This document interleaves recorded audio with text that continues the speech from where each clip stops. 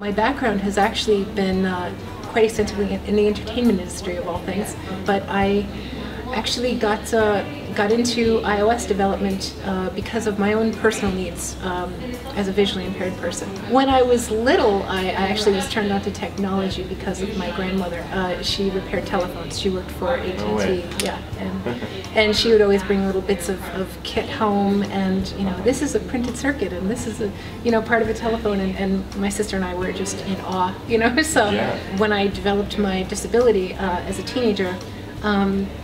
Computers were still up and coming, and it was an interesting thing, the help that they could bring. So I've always been interested from then on. I've created one app, and I work on a few others. I work with a company called Looktel. The app that I created is, to get back to it, is the location-based app and it's called Breadcrumbs GPS. It's called Looktel Breadcrumbs GPS. The two other apps that we currently do have in the App Store are Looktel Money Reader and Looktel Recognizer. Many of the current apps that were available on the iOS platform for navigation as a pedestrian, we would be kind of adapting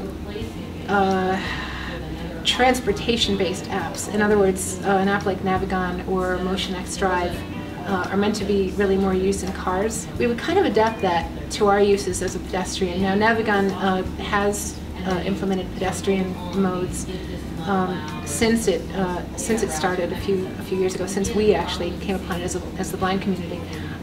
So they have made improvements in their pedestrian transportation, but it was always kind of a toss-up as to whether it would work the way we needed it to. In other words, it might tell you to go the wrong way down a one-way street, because you're walking on the sidewalk, and maybe you don't have to obey the one-way traffic rule. Right. So what I wanted to do was I wanted to avoid the need to have to know a lot about my environment to use an app. I wanted to go out of my driveway, not have to put in an address, not have to put in a city and a state. I just wanted to tell the app, remember this place.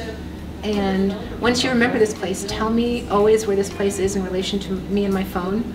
Tell me where this place is in relation to the way my phone is pointing. Mm-hmm. So I can point at this place and tell me when I'm pointing at it.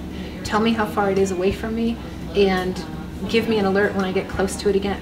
So I could basically walk out of my driveway, not have to think so much, take a nice leisurely walk around my block, and then have the app just sort of ding, alert me when it's, you're getting close to your point again. So I didn't have to sit and look, scan every single little landmark as I'm walking down the sidewalk to try to find my driveway. The app would actually get me closer. So that's just the very, very basic functionality of what it does.